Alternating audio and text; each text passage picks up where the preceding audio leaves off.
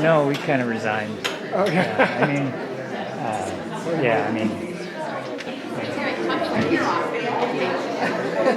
It was the right time.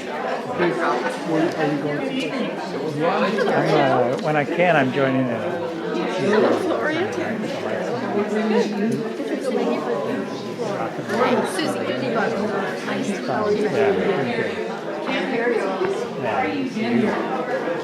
Okay, great, got it. So my name is Meg Small, for anyone who doesn't know, and I'm on the board of directors for the World Wisdoms Project. So the first thing is thank you all for coming out on this rather blustery evening. I know I'm not quite used to it yet, so it's not as easy as normal. And for any new attendees, if you'd like to get information about programs from us, sign up on the sheet that's over there for email, and we'd be happy to provide that information. We don't give that list to anyone, and we don't send out much email either. The biggest important thing my job is to tell you that you can go right or left to bathrooms. So, now I'm done. We also want to express our deep gratitude for your contributions at the door. We are fully funded through contributions, and so that's really important to us, and we are deeply grateful for everything you do to help us keep going. The other thing I wanted to bring up is some really exciting things. Next week, our new website will launch. So when you go to worldwisdomsprojects.org, you will not redirect to TIR. You will actually see a beautiful new website, and we hope that it has all the information organized in ways that are very helpful for you. And we'd love to have your feedback. The second exciting thing, at least from our viewpoint, is we're going to be starting a funding campaign. Over probably about the same time, actually, you will see physical mailings and probably emailings as well. And I want to call this a generosity campaign, because it's not about us asking you for money, though that's certainly the beginning, but generosity in most traditions is a practice. And why do we have to practice it? Well, especially in our culture, we grow up getting our allowance for doing our chores. We're a paid-for-service culture. And so the idea that giving is a practice, and we overcome our fears, and we get to take a really careful look at what's most important to us. And we have to address all of those things inside before we decide to write a check, not write a check, do whatever. So we have to make choices about what's most important to us and what we think is important to our community and the world right now. So look for that.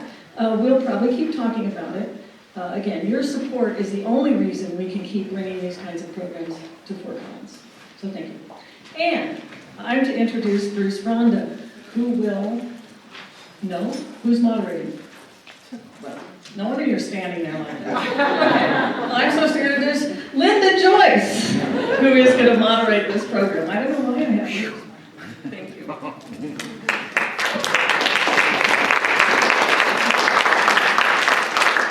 Bruce is now quite awake.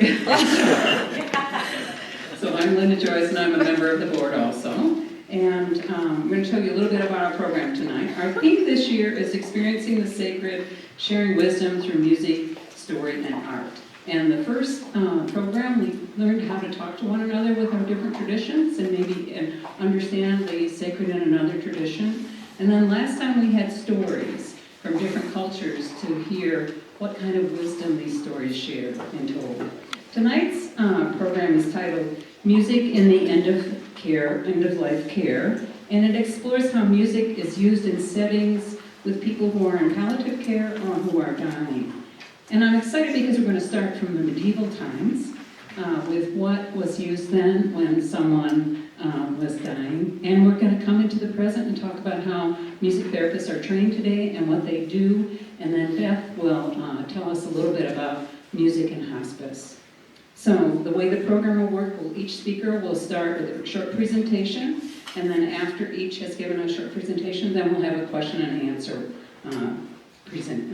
You'll get an opportunity to ask questions. So I'm going to introduce the speakers. Maybe as I introduce you could stand. So our first presenter is Elaine Stratton Hild, and she's an editor with Corpus Modicum, which is a research project housed at the University in Würzburg in Germany. So we're pleased to have you here. And then Lindsay Wilhelm is an assistant professor at CSU, Colorado State, and she teaches undergraduate courses in music therapy. And Beth Mosko is a music therapist with Pathways Hospice. So, now, if all of you could stand, you might turn around and face the audience. Oh no, you guys, everybody else sit down.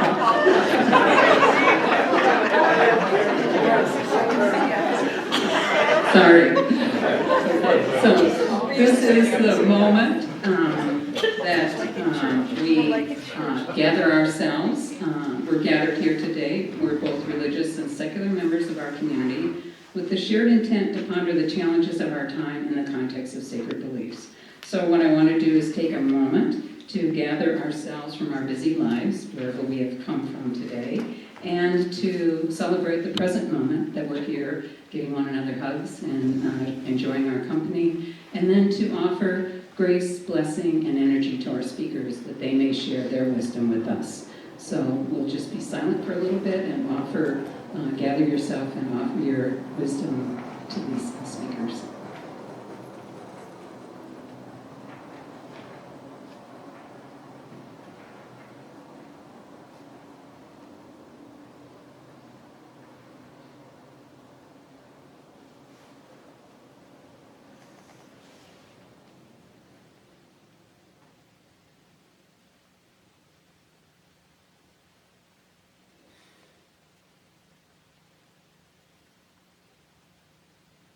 Thank you.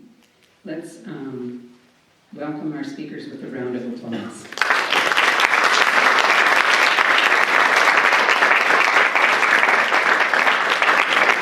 There were handouts at the door. Did people get handouts? Okay. So I'm going to turn it over to Elaine now.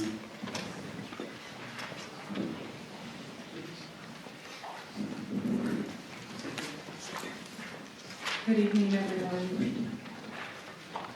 I need to begin with my gratitude. Thank you to Linda and the World Wisdoms Project. Can you hear me okay? Yeah. Okay. Thank you, Linda and the World Wisdoms Project for hosting us this evening. And thank you to each of you for making the time to come. This evening, Lindsay, Beth, and I will be discussing how music can be incorporated into end-of-life care. I will be speaking to the topic from the perspective of a music historian specializing in medieval chant, which we also call Gregorian chant. I currently work for a research project at a university in Germany, and my main task there is to take books that were written between the 9th and 15th centuries and interpret the music writing in them, and then transcribe it into modern notation so that the melodies can be sung by contemporary musicians. The volumes we publish there are a way of preserving a cultural heritage. My current research project investigates the music that was sung during the Middle Ages at the bedsides of those who were seriously ill and dying. But I wasn't always interested in music history, certainly not music history as it relates to the dying. I came to this topic quite accidentally. Growing up, I really cared most about playing viola, and that's what I did for as many hours a day as possible. When I was 18, I began a bachelor's degree in viola performance at the Cleveland Institute of Music, and shortly after I began there, I joined a program. It was an experimental program that brought conservatory students to a local hospital to play for patients. I chose to play on a floor where women recovered from surgery and chemotherapy treatments. And one of my first times there, the social worker, whose name is Kathy Witt, she asked me to go to one particular woman first. She said, "This patient is very sick. She probably won't live much longer, but she wants to hear Amazing Grace." So I went to the room and I knocked at the door, and there was no answer. But the door was standing half open, so I went in, and I kind of recited my standard introduction to a very tiny person in the bed. I said, "Would you like to hear some music, or would you prefer to rest right now?" she sounded as if she tried to say something. A sound began in her throat but didn't quite form into words. And I was confused by this, but I wasn't deterred because I knew she wanted to hear Amazing Grace.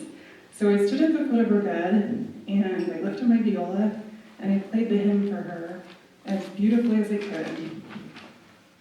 And when I finished, I opened my eyes and I looked at her. And she had turned her head towards the window and closed her eyes, and she had stopped breathing. She had died while I played for her. And I felt kind of a flood of shock and confusion wash over me. And I kind of stumbled out of the room as the nurses and family members were coming in.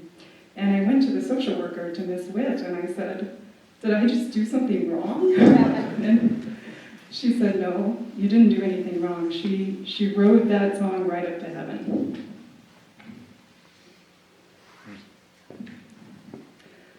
I continued playing for hospital patients every week during my years at the conservatory. And after I graduated, I expanded my venues to include assisted living facilities and hospices.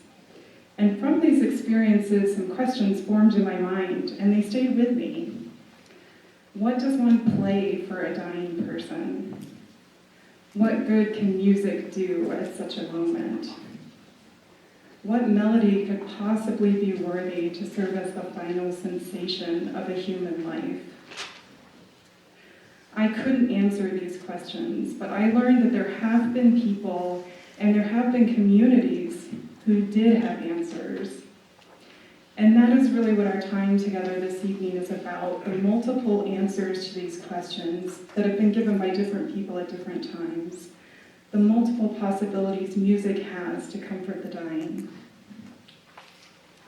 If you look at the front of your handout, you'll see a list of our topics this evening. I'll begin with a short presentation on the historic rituals performed with the dying during the Middle Ages, followed by brief overviews of the contemporary professions of chaplaincy and music thanatology. Lindsay Wilhelm will discuss the profession of music therapy and its practices with the terminally ill and actively dying. And Beth Mosko will tell us about the work she does daily as a music therapist at our local hospice pathways. We are discussing very rich and profound topics, so we have purposefully planned a generous amount of time for questions. If there's something we touch on in our presentations that you'd like to hear more about, please do feel free to ask during our discussion period. On the back of your handout, we've listed some possibilities for additional reading and resources if you're interested. In the medieval time period, responses to serious illness and injury were very different than they are now. Where we in the 21st century typically turn immediately to our medical professionals to care for a sick or injured person, medieval communities turned to their religious leaders, who would then initiate a specific regime of comfort care, prayer, and song. In manuscripts from the Middle Ages, we find liturgies and rituals that addressed the entire process of a life's ending. We find rituals performed when someone was ill, when the illness was recognized to be terminal, when death seemed imminent, at the precise moment of death, and immediately after death when the body was cleaned and transported to church. We find funeral and burial liturgies, and we also find ceremonies of commemoration, ways of remembering a deceased person a week, a month, a year, and each year after his death. Dying was understood to be an entirely human and a thoroughly spiritual process in which the community played an active and supportive role.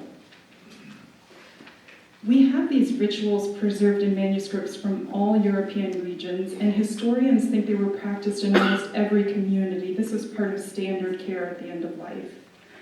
But right now I'd like to focus just on one monastery located just north of Vienna, a monastery called Kloster Neuburg. Kloster Neuburg's rituals for the sick and dying appear in a small and modest book. It's really only the size of this one. And here's an image from it. In this image, we can see the actual instructions a scribe has written for when a community member was seriously ill. The translation of this reads, "When anyone is sick, the brothers gather, and taking oil, the body of our Lord, the communion host, the cross, a censer containing incense, and candles. They visit the sick person, singing 7 psalms and the litany. Next on the page, we see the texts of the chants that were sung around the sickbed. The text of this particular chant tells a story from the Gospel of John, in which Jesus heals the son of a political leader. The chant presents the story in the form of a dialogue. First, the words of the leader are sung by a singer, "Lord, come down to heal my son before he dies." Christ's response forms the second part of the chant, "Go, your son lives." Other positions in the manuscript indicate that a priest anointed a sick person on his eyes, ears, nose, mouth, hands, and feet, while saying prayers on his behalf, prayers asking for forgiveness for any wrongs committed by false vision, false hearing, false speaking, or false action. The final anointing was on the chest, accompanied by a prayer asking for strength and courage in adversity. On this page, we find a rubric or heading that reads, "Cum mortuus fuerit," when death occurs. Here we learn what the gathered community did at the moment a brother or sister died. They sang a chant called Subvenite. The first words of the chant are directed towards heaven. "Come help, saints of God. Hurry, angels of the Lord, who are taking this soul and offering it in the sight of the Most High." The next part of the chant is directed towards the dying person. "May Christ receive you, who called you, and to the bosom of Abraham may angels lead you." These examples from Cloister Neuburg show really just a small fragment of the functioning traditions that existed for centuries across Europe. These are traditions that accompanied the final moments of life, both for the dying person and for the grieving community. These traditions provided both concrete action and the possibility for reflection in times of distress and confusion. In some respects, contemporary chaplains continue the medieval practices we've just examined. Chaplains today seek out and attend to the sick and dying, offering companionship in some of the most difficult situations. Chaplains who are comfortable doing so also make use of music.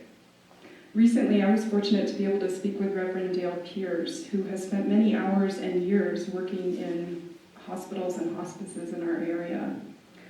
His work is an extraordinary witness to the power of a carefully chosen song, to the power of words conveyed by a beautiful melody and a loving voice, to offer ease and rest to a suffering body, comfort and acceptance to grieving families.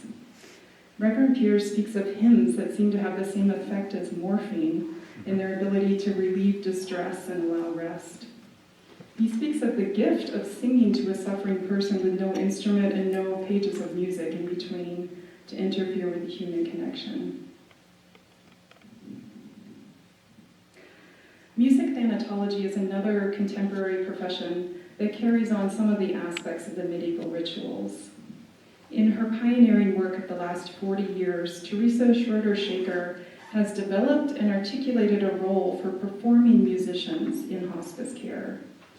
Musicians educated in her training program, the Chalice of Repose, perform live music with harp and voice at the bedside of a dying person, and they have great sensitivity and attention to the patient's changing needs. With this music, the performers offer a type of acceptance and sanctification of the dying process that underlies the medieval rituals as well.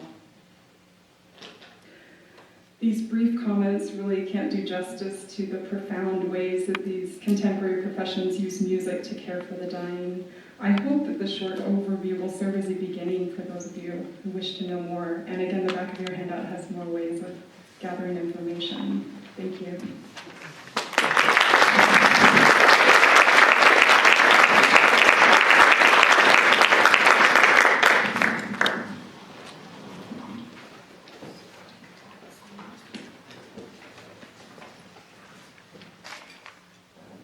Good evening.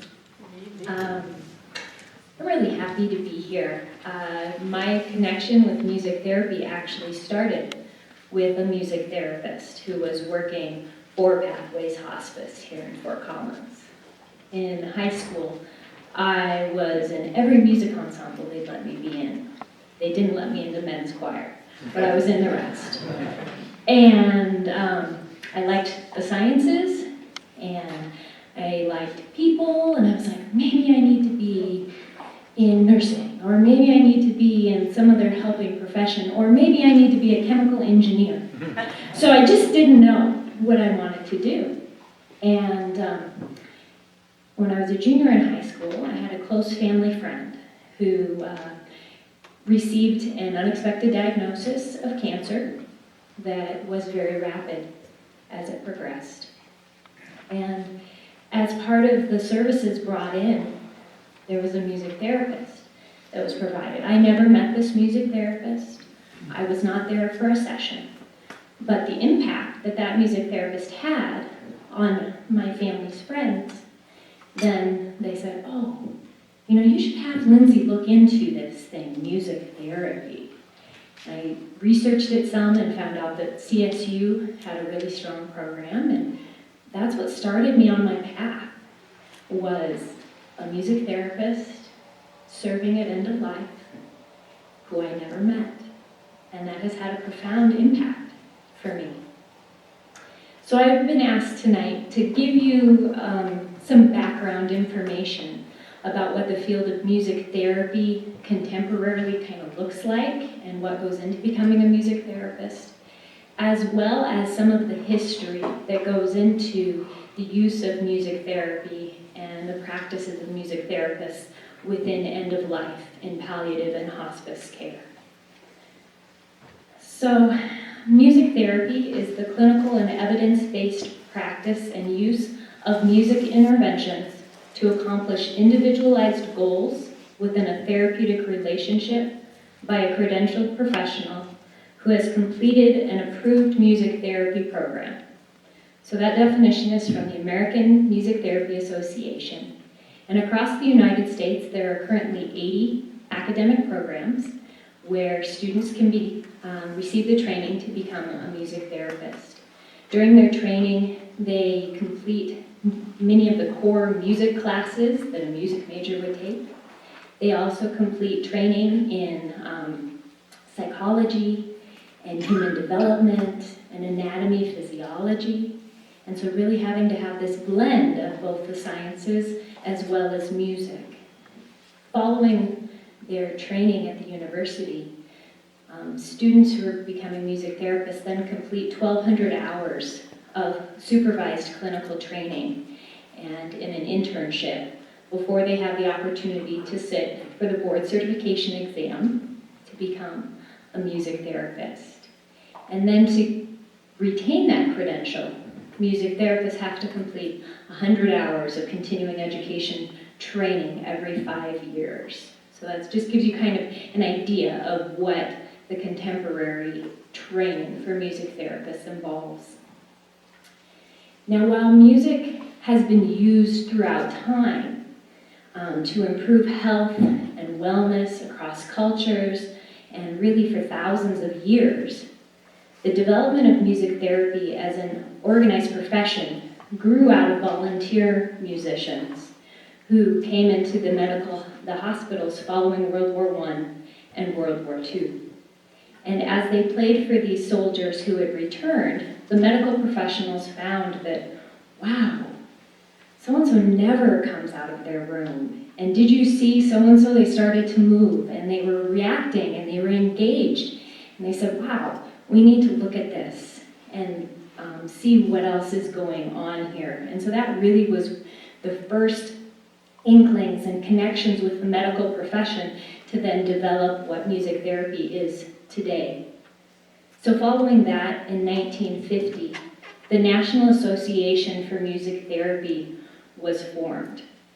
And if you look at texts from the early 1900s into the 1950s, you find things about music therapy in hospitals and all the different wings and rehabilitation and surgical wards everywhere, no mention of end-of-life care, which I found very interesting.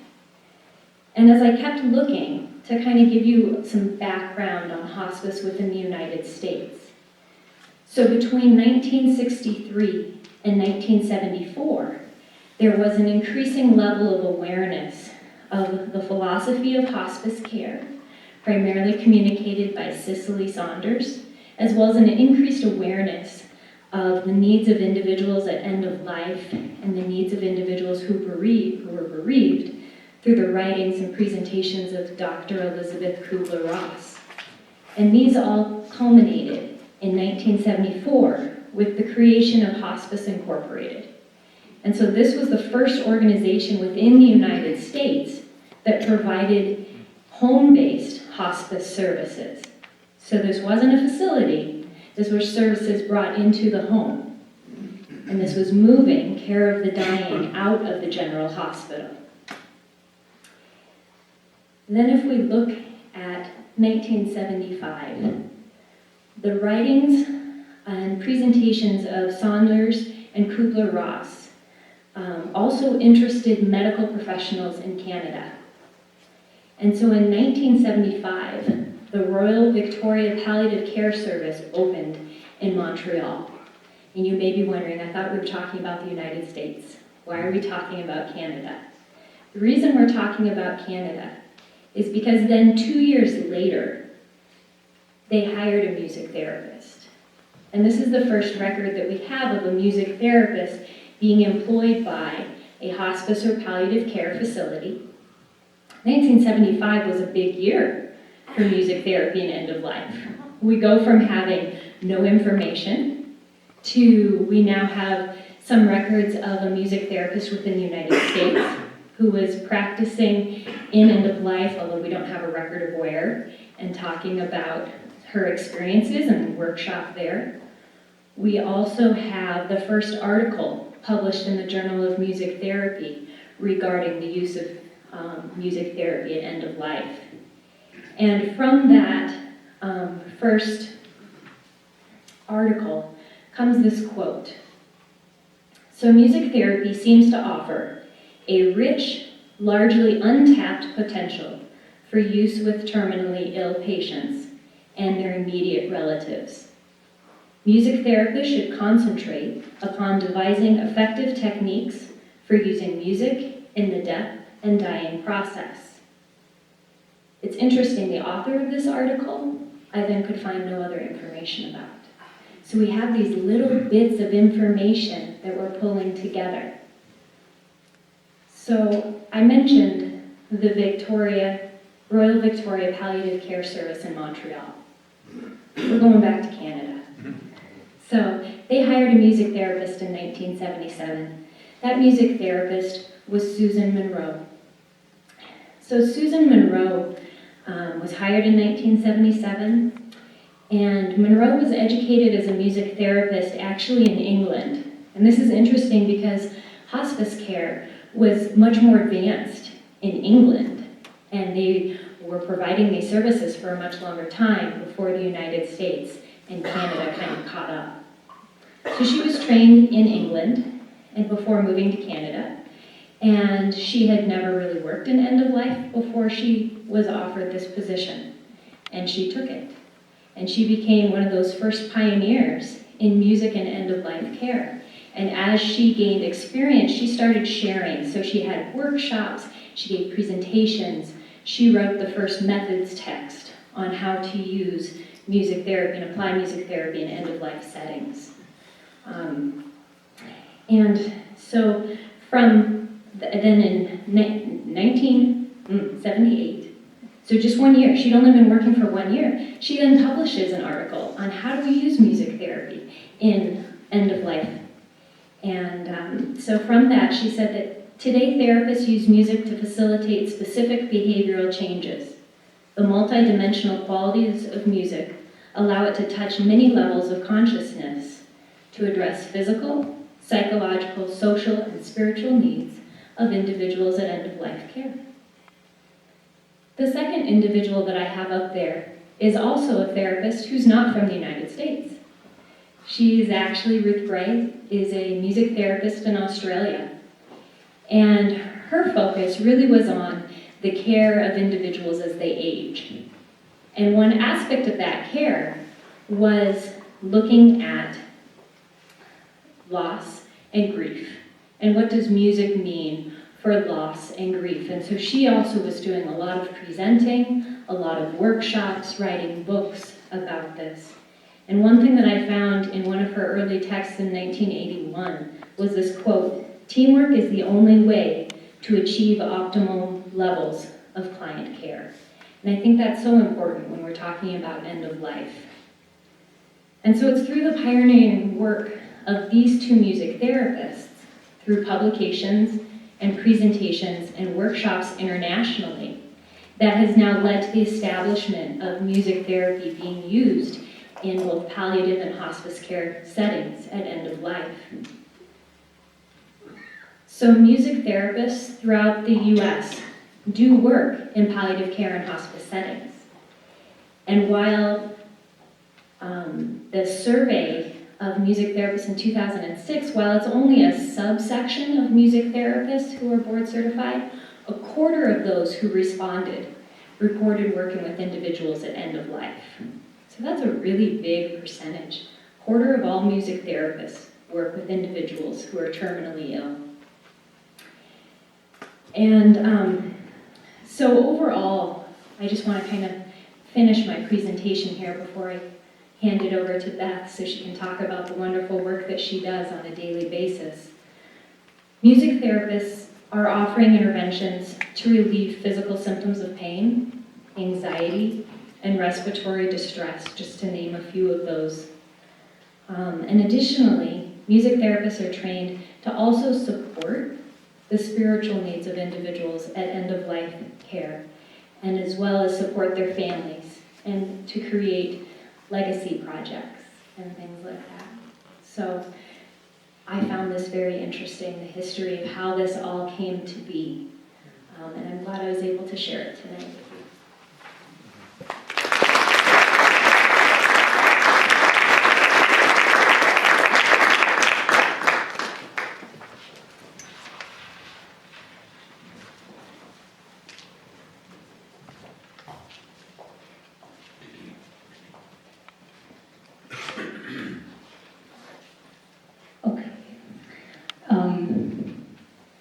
I'm going to take a little bit of a detour from where I intended to start and try to pick up on one of the quotes that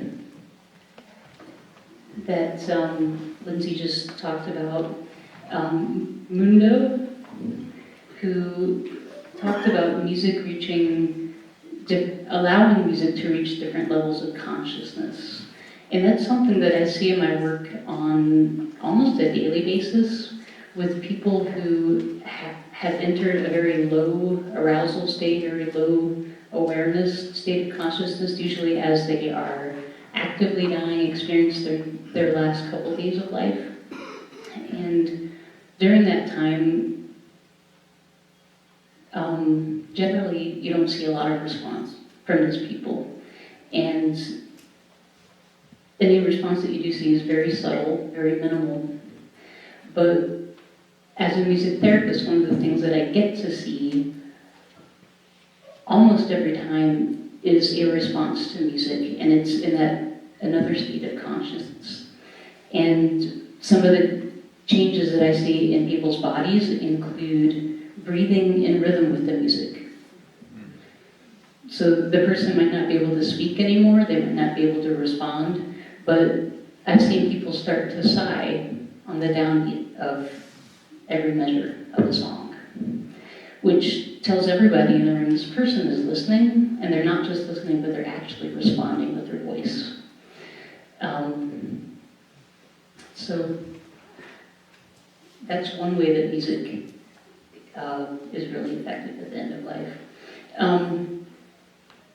The other thing I wanted to pick up on, I think you said 77 was the first time in the US that there was a hospice that employed a music therapist. And I just wanted to say right here in Fort Collins, Pathways actually hired a music therapist in 1988, which really is not very long after that. So we've had music therapy in end-of-life care in our community here for quite some time. Can you still hear me? Okay, that was a big change. So, what kinds of needs does a hospice music therapy address? I've got a list right here. Emotional needs, spiritual, physical, social, cognitive, and communicative. And some of the ways we do that are through things like songwriting, music and movement, passive listening, active listening, which is things like singing, actually playing music, improvising, using music as a way to spark memories and talk about a person's life, talking about the lyrics of the song, exercises for relaxation, and I could probably go on, but I think the best way for me to talk about it would be to tell you a couple examples, give you a couple stories, and I'll start with a story from this morning. I played at a memorial service this morning for somebody who grew up in a rural area, grew up ranching, and had a lot of very interesting experiences, and he loved to retell these stories over and over, and everyone who knew him knew these stories, probably somewhat verbatim. And they were very interesting stories, so I don't know that anyone minded. But he didn't really have a way, this is going back to the legacy that Lindsay talked about, he didn't have a recording of any of this. And we talked about maybe recording him telling a story, which was of interest to him. But he also really enjoyed music, and he liked country music, and I was involved with him. As the music therapist, I thought, well, why don't we put one of these stories into a song? And I recorded him telling his story, and as it turned out, we were able to take his words verbatim, and they fit perfectly into, back in the saddle again. And I think there was maybe 5 verses of the song, of a fairly colorful story.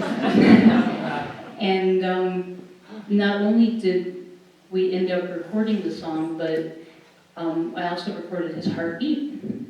And it's a pretty easy process that a lot of music therapists are doing these days. We recorded his heartbeat and then used that as the drum beat in the recording. And then we sang the song together and recorded this onto a CD. And then this morning that song actually ended up getting sung at his memorial. And the memorial started out fairly serious. And then we brought in the song to a very large room, probably several times larger than this crowd tonight. And I think everyone in the room was laughing by the time it was over because it was this colorful story. And it was a way not only for him to create this legacy that the family now has on CD, and everyone was able to experience it together this morning, but it was also a way for him to be creative with it and find that creative part of himself. So that's story number 1.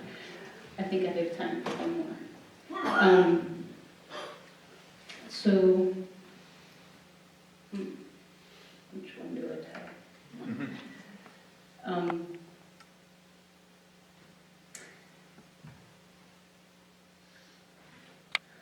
I'll tell a story about, this is a very near the end of life story. I was called one day to meet with somebody who was, again, actively dying. They thought she might not make it through the day, and she was having a lot of pain and a lot of anxiety, and somebody on the team called me and asked me if I could come out and help. And because I was kind of rushed and this person was kind of far off away, I didn't really look at her file to find out much information about her. I just went in and did it. And and this is going to kind of play into how music can affect communication and reach across communication barriers, I guess. I came in and her husband was in another room and her caregiver was with her, and I was asking what kind of music this person enjoyed, and she said, you know, this person used to sing Blue Sky every day. She just loved the song Blue Sky. And I said, well, great, let's start with that. So I started singing Blue Sky, and she opens her eyes and she starts singing. And I wasn't too surprised about that. We see that sometimes, and many of you probably know that. Sometimes people kind of perk up a little bit towards the very end of their life. So I wasn't too surprised, but she was very much awake and singing with me. And then her husband came in and joined us, and he said, I don't believe this. And I said, well, let's just go with it. So we sang it again together, and then he sat down, and they held hands, and I asked them why that song was important, and both of these people told me why, and we sang a couple other songs together, and she answered questions about her life, she answered questions about how they met, and the whole time her husband was saying, I don't believe this. And I didn't really understand what was going on at the time, because what I found out after I had finished my visit and after I was almost out the door, was that this woman hadn't had a conversation with her husband for several years.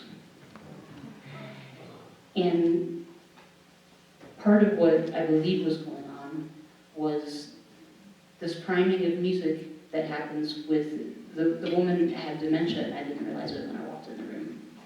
And music can sometimes stimulate the speech and song, and being able to sing, which you don't necessarily have to think about, can stimulate a lot of that speech. And I think there were some other things going on too, but the music was a big part of it. And it ended up being a very spiritual experience. It was a very meaningful experience for all of them. She ended up making it through the night, and I came back the next day and she was unresponsive again. But that, I guess, gives another example of how music therapy works within the end-of-life setting.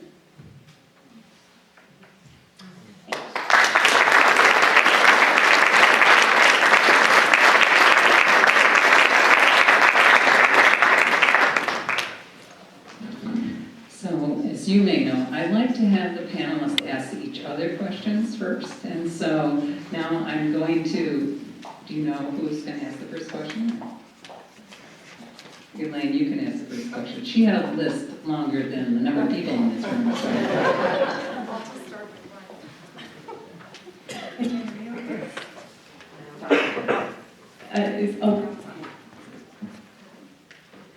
I have a question for Beth or Lindsay. I'm wondering about the difference between recorded music and live music with someone who's actively dying. Some of the situations I was in, I would go in a room and there would actually be kind of a music channel playing.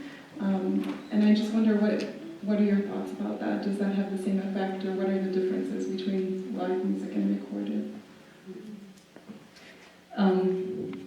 They are different, and they can have the same effect, but they will not necessarily have the same effect. And you can chime in with any thoughts that you have. The main difference with live music being that a person, whether it is a music therapist or even a family member or a friend, can alter what they're doing and respond to anything that they see happening, whereas obviously with the recording, that's not the case. And that includes if somebody really enjoyed fast music, but fast music just doesn't seem appropriate in the moment, you can sing a fast song slowly and still bring in that same music. I guess the only other thing that I would have to say is, you mentioned with like the TV being on with music, that I think as a music therapist, and probably all three of us are very sensitive to the amount of stimulation that somebody might or might not want in their life, and certain people have music on or the TV on throughout the day, but a lot of people, and I would say most people, probably after a certain period of time would want breaks of silence as well. And that's something that is, a lot of times I will, as a music therapist, walk into somebody's room and I'm the one that turns the music off because it's just been going in. When someone's unresponsive. When someone's unresponsive, do you think that can be detrimental to have it on? I had the feeling that some people felt they didn't want the person to be alone, so they put on some music at least. And I'm just wondering what your thoughts are on that. If someone can't show you a response, is it better to leave silence or? I think it depends on the individual, and usually the family knows. Mm-hmm. Do you have anything to add? Yeah, I've got a couple of things to add. I think one big difference between recorded music versus live music, as Beth has mentioned, excuse me, sorry, is that social component and that social presence that's found in live music. We do have research that shows that people's responses are different, whether a song is performed live versus a recording. And while these are subtle differences, I think a lot of that has to do with the social component and that presence.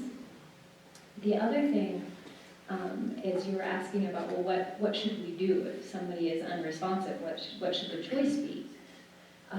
There's actually been a lot of discussion about this, and music therapists have been involved. In Wisconsin, they now have a music directive that people fill out of what they would like to have at end of life, so that there is not that guessing and that, well, I don't know, what should we do? And people can actually have that autonomy to make that decision for themselves. Yeah, do you have a question for Elaine or Lindsay?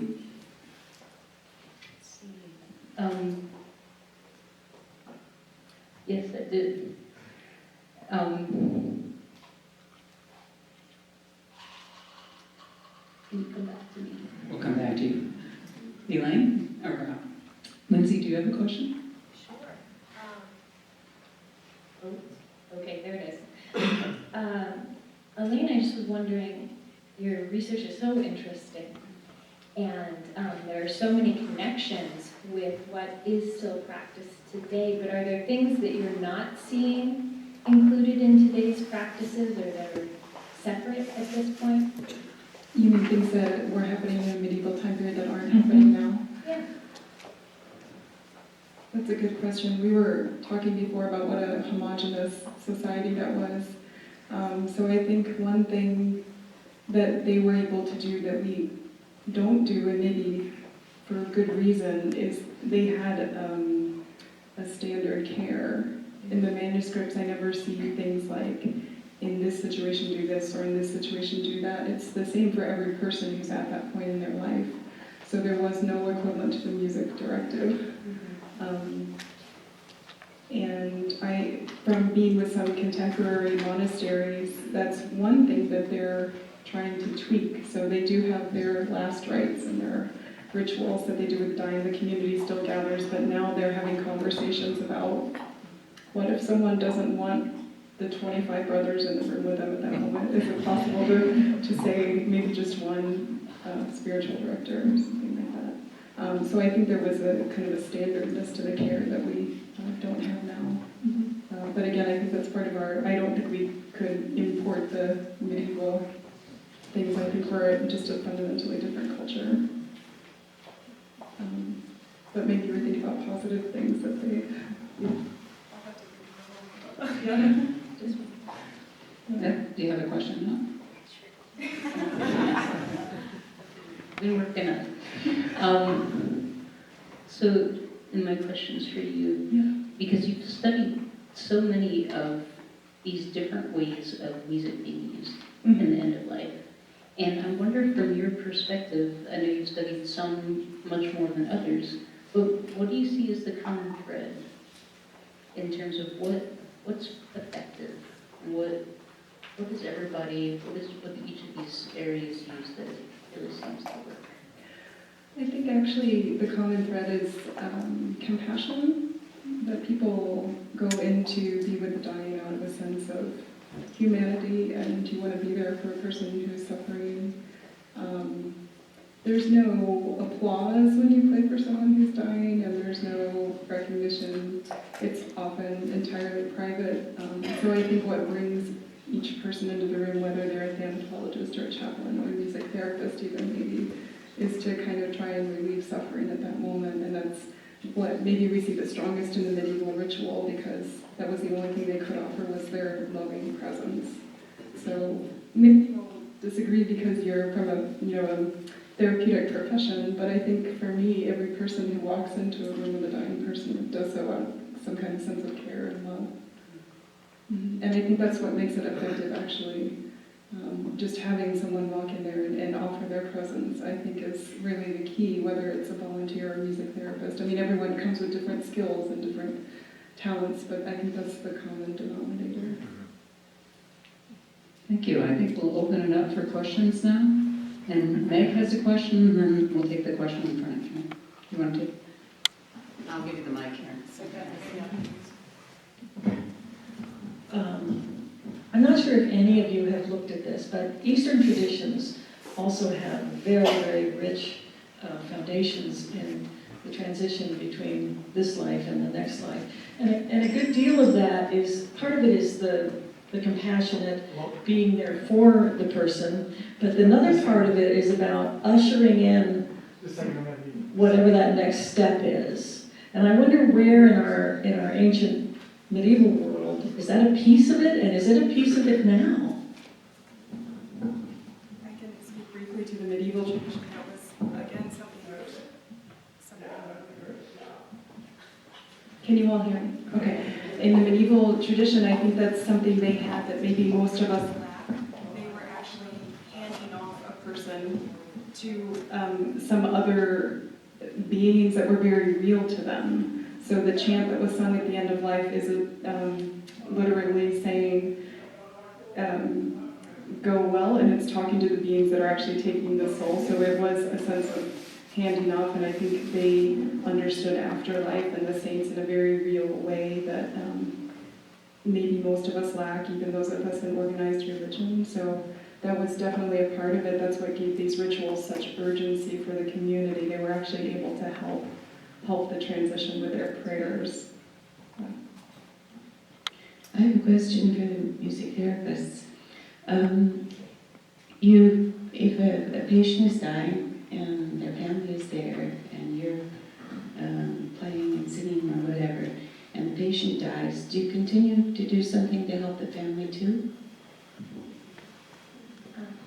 I usually do. Yeah. What sort of? Sometimes I've come in after the person has passed, we have still sat around and sung music together. And it's also just being there, being a supportive presence. I think some of that matches up too with the philosophy of hospice. With the hospice team that I worked with, we always talked about that the family unit and that social support, that was our patient. So there was one person who was at end of life, but really our patient was that whole system. And so the support and the services that were provided through music therapy, as well as the other interdisciplinary team members, was to help support that. So in that case, in that situation that you're describing, my experience is similar to Beth's, where, yeah, the music therapist wouldn't stand up and say, "Oh, my job's done, I'm out." There's still a job to do. There's still work to help support the process at that point. And I have one more question. Is there any instrument that you wouldn't play with a dying person? Accordion, banjo.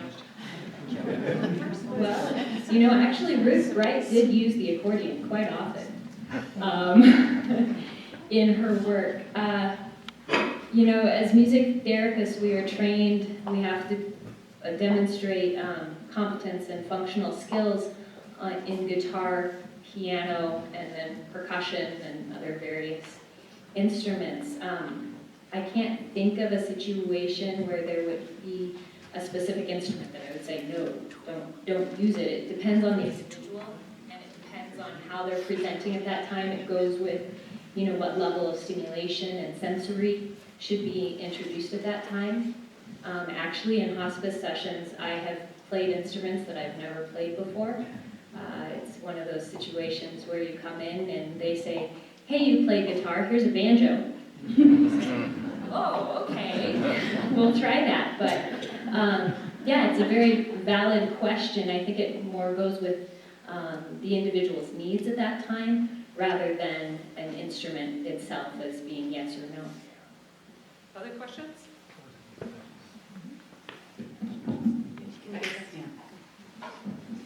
Hi, thanks for being here today. This regards the physical aspects of music, and I'm asking because I know nothing about this. So when I've been around people at end of life, it occurs to me first part, that a lot of times there's a regular rhythm that takes place in the room, whether it's the person's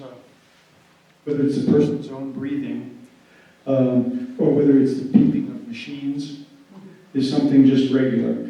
When it occurs to me, when you come in with music or instruments or a song, that rhythm is suddenly profoundly changed. And I'm wondering what happens physically and what that might mean to a person. And the second part is related, which is that any time there's music, there's physical vibration going on. And if a person who's dying is singing himself or herself or listening to things, there's some kind of vibrations going on in that person's body, maybe, that were not going on before. And I'm wondering what insights you have about what that means, especially regarding some of the behavior we heard on the stories that you told so well.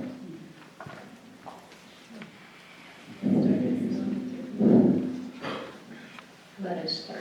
Okay, you start, I'll pick up.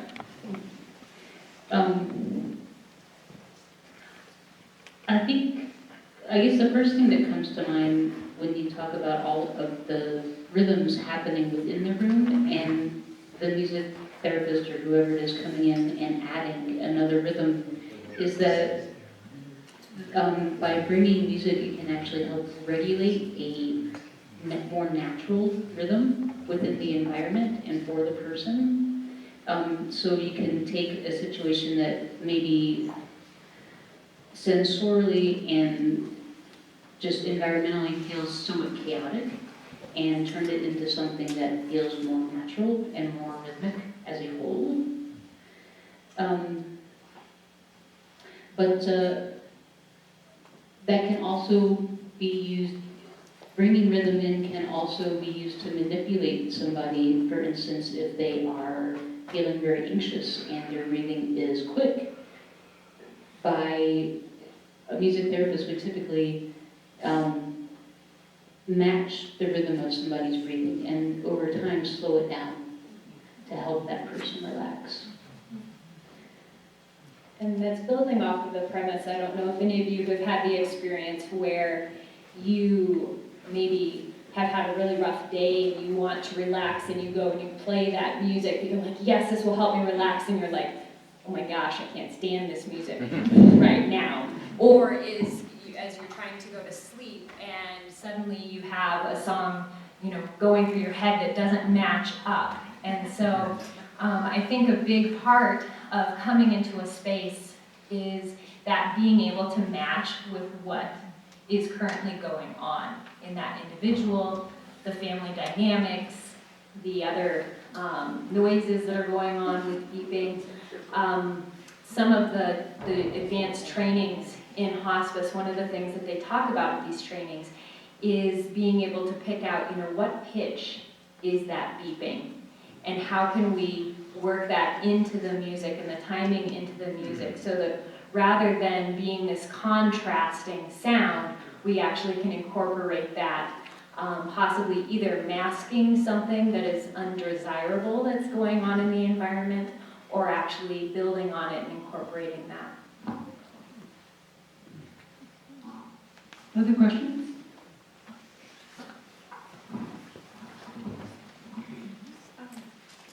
I guess it's more just a couple comments, not exactly a question, but it's just something that happened in, well, is that okay?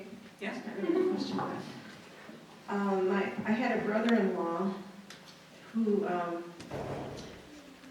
he was married to my sister, and unfortunately, he got pancreatic cancer at a very young age. He was only around 38 and didn't live too long, after the diagnosis.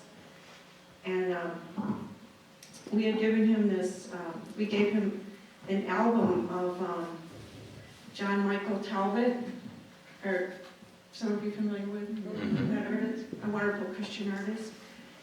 And so they lived in a different state, but one time on the phone, he said that he oftentimes listened to that album. And so that was nice to believe that it must have been comforting to him and meaningful to him.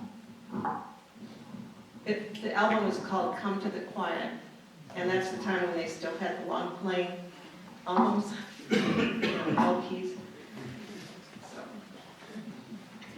So I'm wondering if the panel could think about then, how might we individually think about music if we were to fill out the form that Wisconsin has, how we might think about that? Question.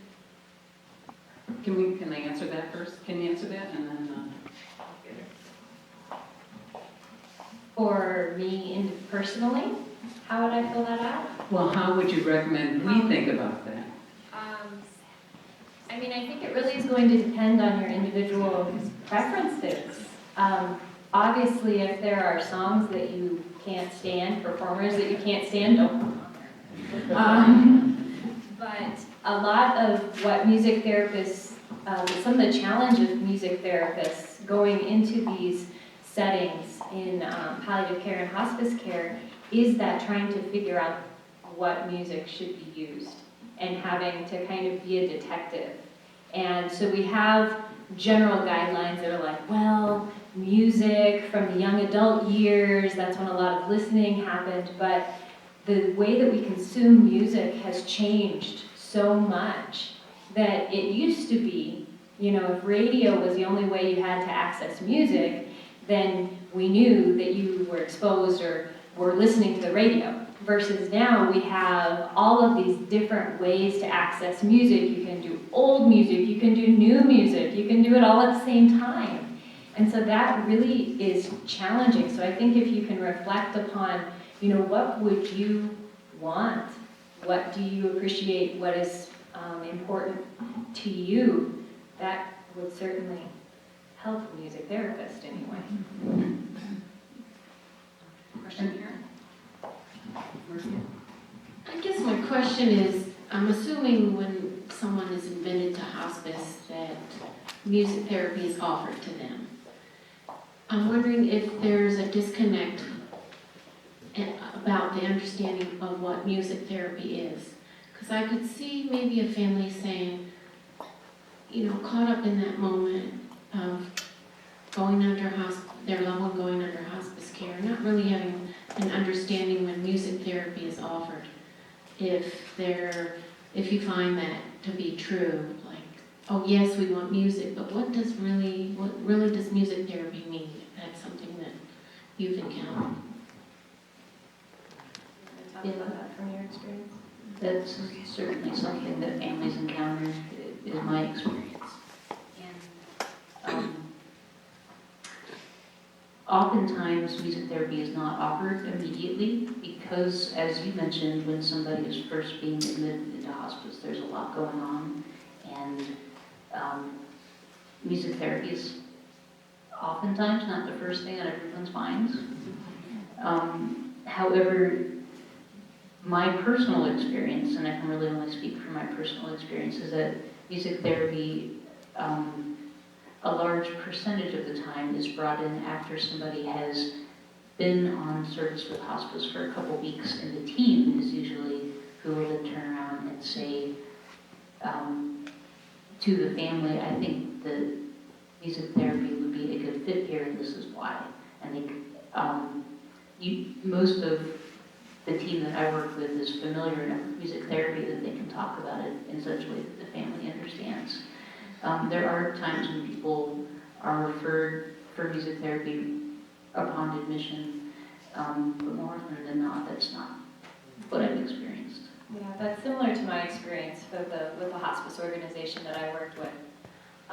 Music therapy was not typically offered on admit unless someone requested it or inquired about it, because with the hierarchy of needs, needing to take care of, physical things and anything that's really immediate at that moment, and try and get people settled and understanding, these transitions and changes that are going on. And then again, the team often are the ones who are making those referrals, the nurses, social workers, chaplains, that as needs arise and they can talk with the individual and their families of what music therapy would be, and possibly this could be something that could be helpful. Other question? Maria's gone. Should I go ahead? Is this on? Yep. Yep. So I had a comment about end-of-life music plans, which sound to me like birth plans, because I had a really blazing birth plan. And Dr. Cloyd is here, he can attest to this. And everything was completely different than how I thought it would be. And we had a recent death in our family of a musician. And so we were certain he would want his whole band actually in the room. He requested silence for his final month. So I love the idea of a plan, knowing full well that it could change. Sure. And then this is going to reveal that there are a lot of chaplains in the room right now. And I wanted to ask Elaine if in your research you've researched anyone else besides Christians in the medieval age, because chaplains are very curious about all traditions, since we serve all traditions. And I wonder if there were any threads that have emerged for you in your research from that period. Thank you. Yeah, absolutely. That's a fascinating question.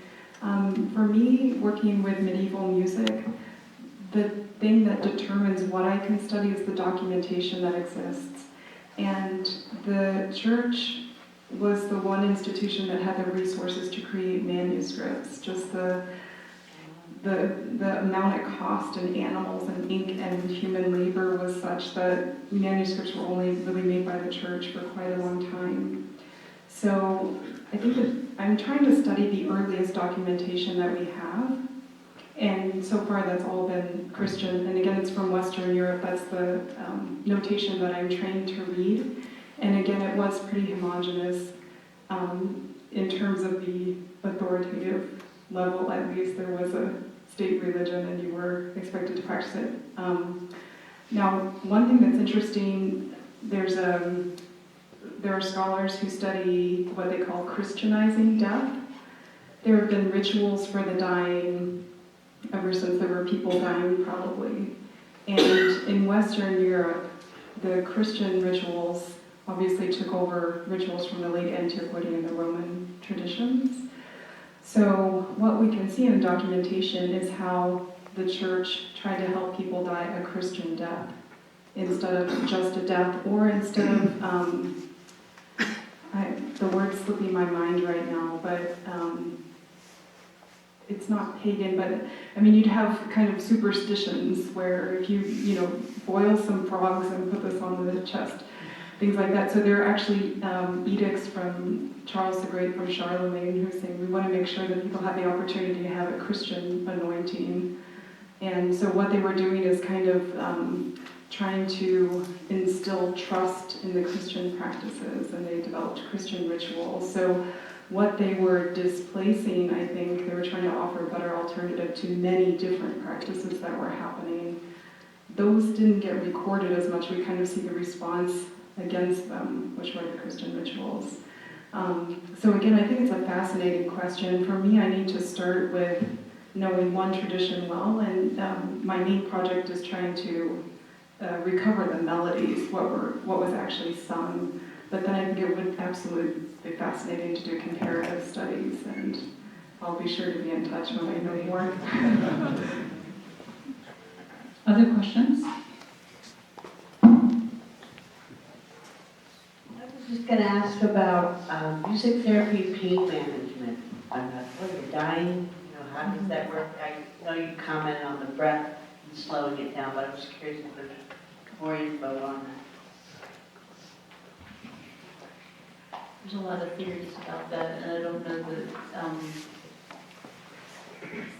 know that there's any one that has really been taken as the answer. Are you asking how does music help with pain? Sure, there are experiences you've had with it. We know that, I guess one of the ways that I look at it is that music is one of the best ways that we know of to quickly alter mood. And we also know that mood has a drastic effect on how we perceive pain. And they've done a lot of research showing both of those things. There's been not as much research that shows music changes mood, therefore changes pain perception, but that is certainly one aspect of how it affects pain. It also works as a distraction, although many things can work as a distraction. And I know that with music and with changing the breathing, we do tend to take in more oxygen, which helps with our ability to physically manage pain. Do you have anything to add?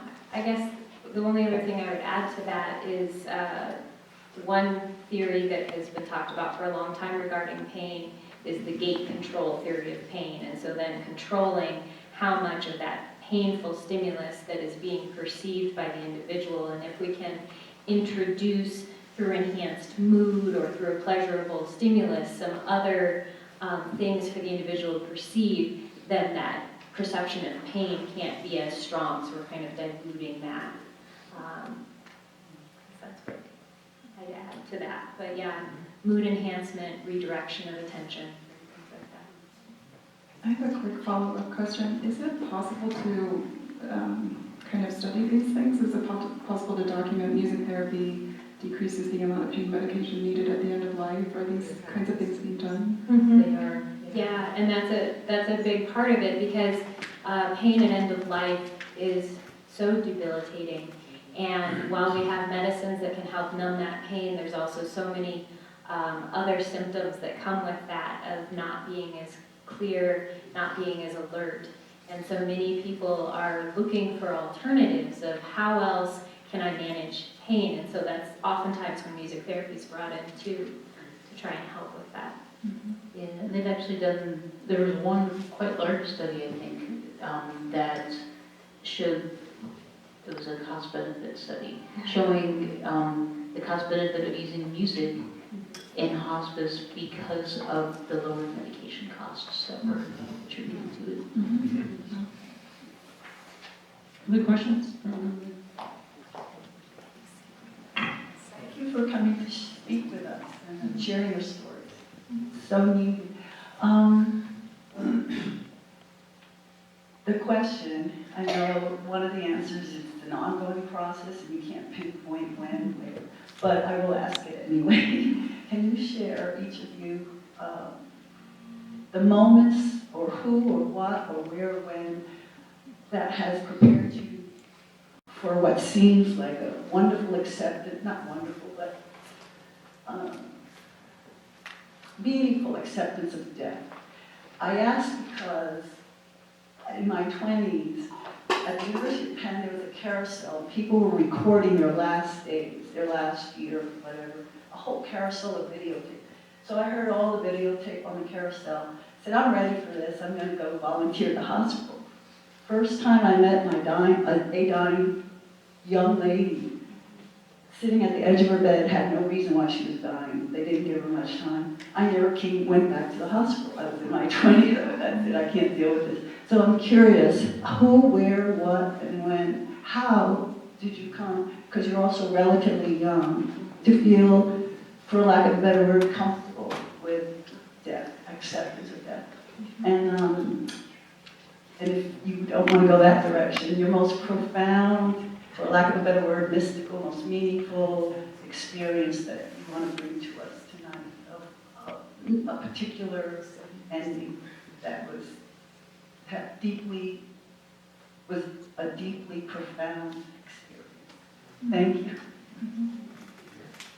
I think I'll take your first question.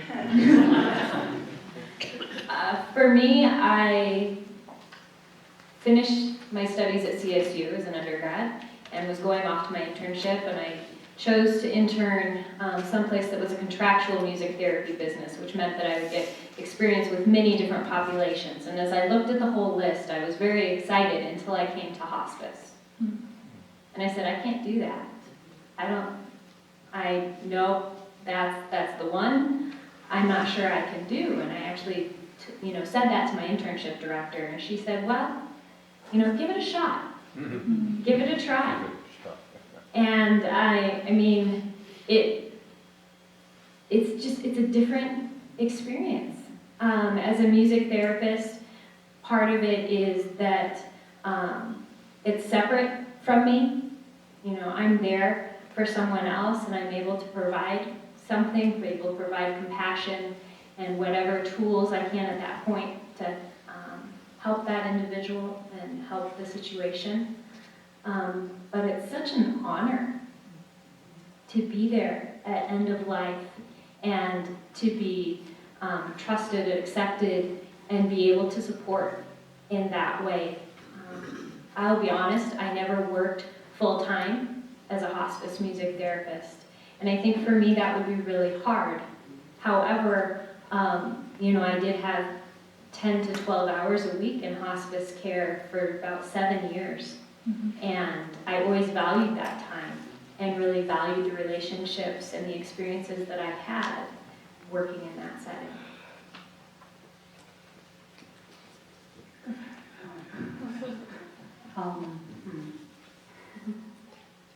It never felt uncomfortable to me. I can't say why, it just didn't. And I'll share a short story, which I don't know that this would be the most profound moment that I've had by any stretch, but maybe one of the first times I had such an experience.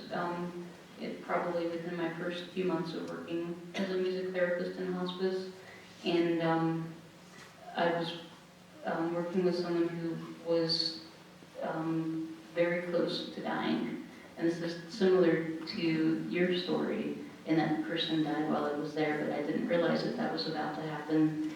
And the patient that I was with really liked, I think it was country music, and didn't mind hymns so much, but they were not really her favorite thing. And so I just went in, and she was unresponsive, and I played the songs that I knew she liked, and I went to my guitar case and I started to pack it up, and I just had this, it's like something that just moved me that said, no, you're gonna go sit in that chair and you're gonna, and this is, I'm not lying, the only time in my whole life I've ever played Kumbaya for a patient. But I just had this moment that said, you're gonna go sit in that chair next to this person and you're gonna go play Kumbaya. And I said, okay, I guess that's what I'm gonna do. And I don't know why I did it, but I sat down and I played Kumbaya, and I think I was in the middle of my second verse and she took the last breath. And it felt very profound in the moment. So.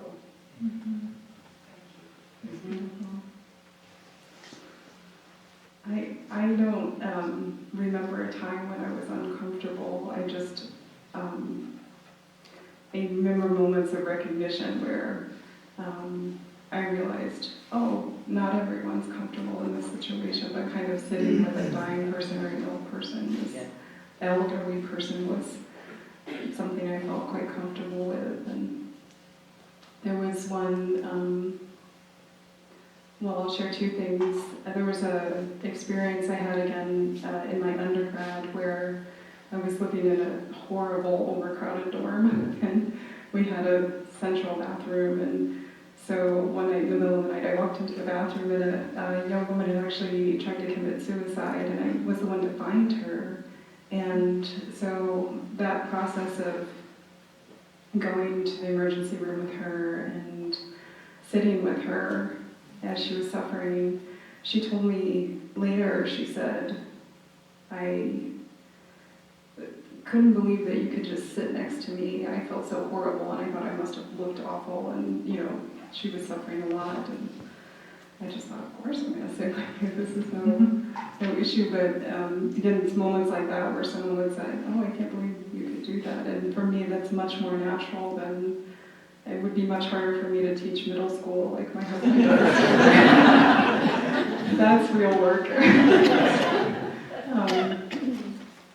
Yeah, so I think for me it's definitely more recognition. And those profound moments, they are just come so frequently. I think that's why some people come in hospice care and stay in hospice care, because you can have a profound effect with very little physical effort. And right now I'm just volunteering with a small harp, and there's a man with very intense palsy and a lot of agitation around that. But when I play the music, he can just lay back in bed and relax, and just small things like that really quite wondrous to see.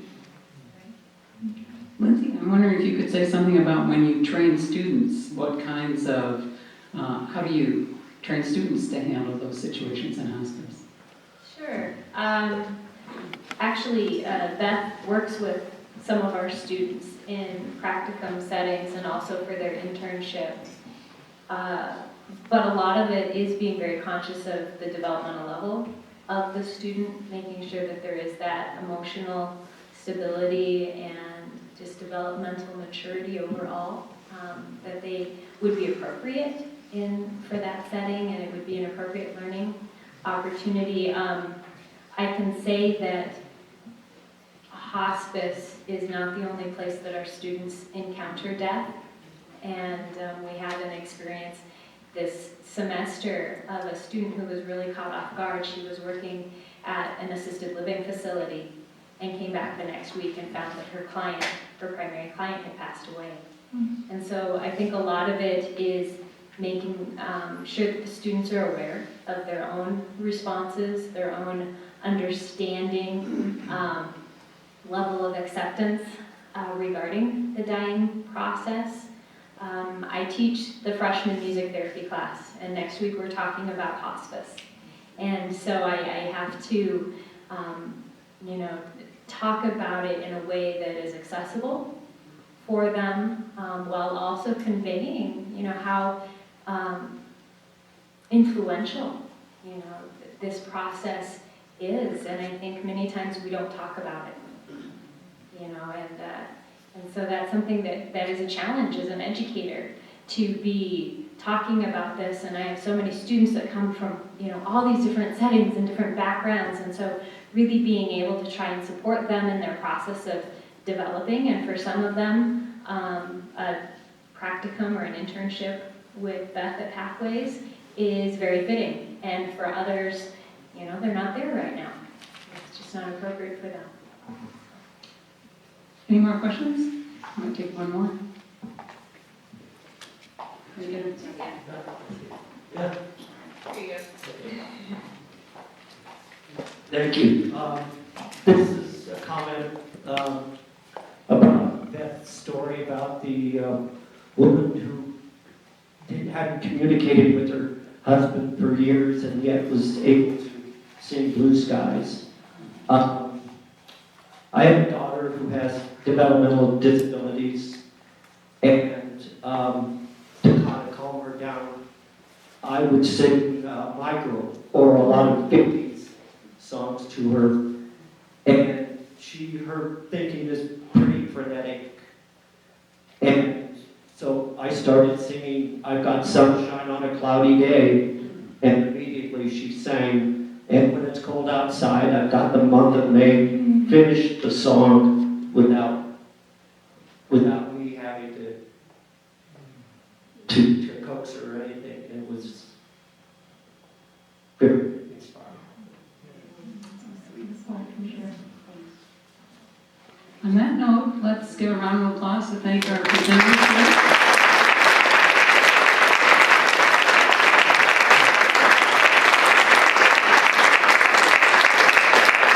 And I'll turn this over to Denise Mayer, our program director. Well, I want to thank Elaine and Beth and Lindsay for sharing your wonderful stories on music. It's been a lovely evening. And thank you, David Reed and First United Methodist, for always sharing your beautiful space with us. Our next event also has to do with music. It is it's on Thursday, November 30th. It'll be at Trinity Lutheran on Stewart. And it's going to be called Songs from the Heart, Chants in Buddhist, Christian, Islamic, and Jewish Traditions.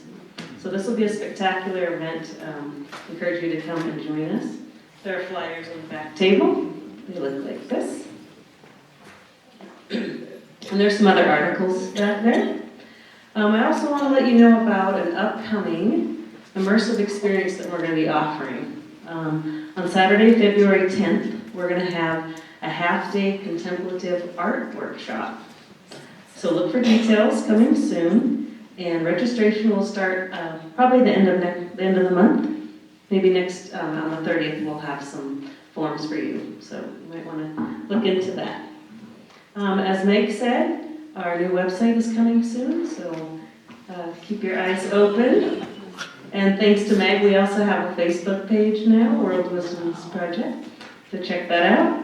And Marianne will be in the back handing out evaluations, asking for input. And if you complete your evaluation, we have a prize. One person will be picked to get this prize, which is a Chants CD recommended by Elaine. So, thank you all for coming. Enjoy some cookies in the back. Drive safe and stay warm. Thanks.